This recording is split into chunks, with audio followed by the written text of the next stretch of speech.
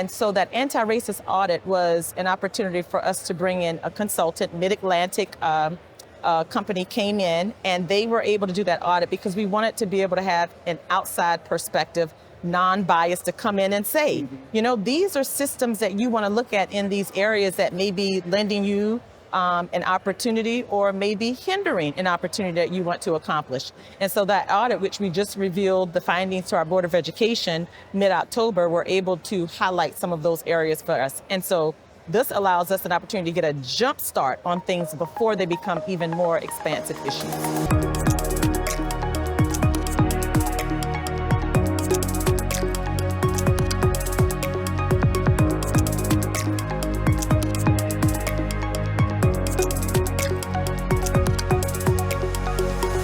Hello, my name is Alex Lopez with Corrigan Clark Architects and Issues in Education. And with us, we have Dr. Monifa McKnight. Did I get that correct? You did. Thank you so much for joining us. We appreciate you. My pleasure. You are a superintendent in Montgomery County. Yes. And Maryland. Yes, correct. All right. See, I memorized it. I got it. You got it. We have met so many wonderful folks today. It's so awesome. How are you enjoying CUBE? I am enjoying CUBE, the opportunity to be able to connect with other superintendents, meet other Board of Education members, and then all of the consultants who have an interest in helping us do our job better on behalf of children is an opportunity I always welcome. So being here at CUBE and just convening with those folks have just been an amazing setup. I mean, I'm looking forward to going back to my district, thinking broader, bigger, with more opportunities available to our students because of these conversations. And rubbing shoulders with your colleagues has got to be fun, right? You guys exchange ideas, and some of you guys have the same issues, and I think it's all about helping each other, and that's what we're here. Yes. That's what we're here for, is to try to get that information across and flowing in the right direction. So yeah. I appreciate you being here.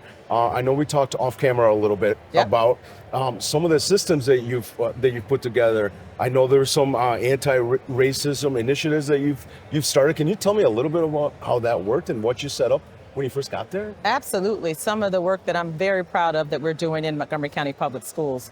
So a couple of years ago, right at, I guess, the beginning ages of the pandemic, we wanted to be proactive in our work and really think about what are systems or structures of racism, things that are not focused and grounded in equity, which is our purpose of what we want to do, and how do they exist in systems that we can proactively address?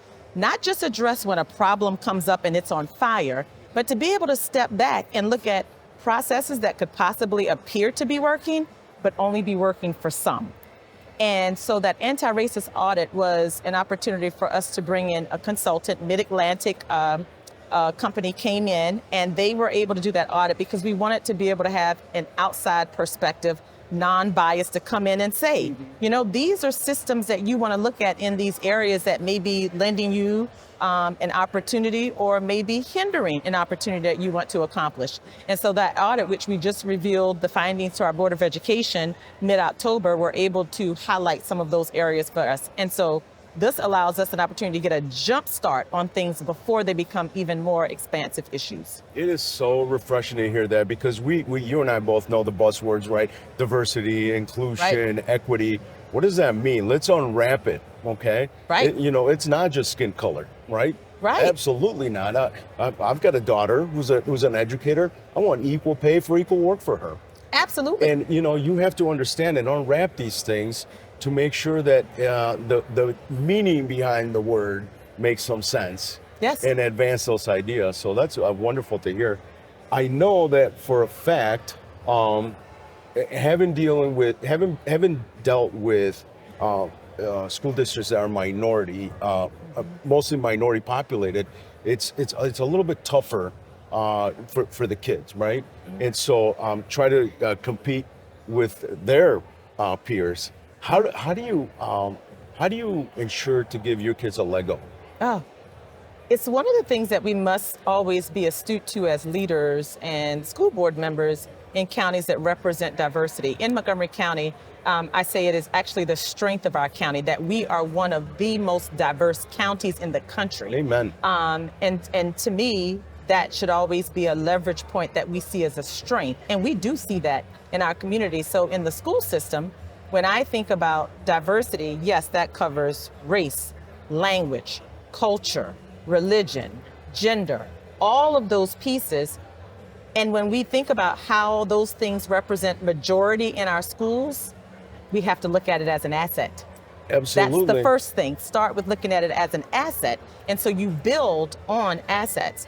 And, I think it's critical for my work as a superintendent and for our work as a staff in Montgomery County Public Schools is to, one, make all of our children feel valued. And when you think about children that are Black and brown, children that have been impacted by farms, and you think about the opportunity gaps that have existed for them, we have to build confidence in them that we're building systems that will diminish all of that so that they will have a starting opportunity, a chance, and be able to see that my school system believes in me and believe that I can reach these heights that, others may doubt. And so that's our job, to show how we do that academically and making sure our students are college, career, community ready and ready to be able to accomplish any goal and not look at things that they need as support systems, whether that may be money or finances to their families, whether it may be economy, whether it may be housing, whether it may be receiving special education services. All of those things shouldn't serve as barriers. It just requires us differentiate the support that we provide for them to be able to excel and reach all of the opportunity available to them. Thank you so much for spending the time. My I know pleasure. you're super busy. It was great talking to you. Great talking to you as good well. luck. So thank you very much. Thank you. Bye.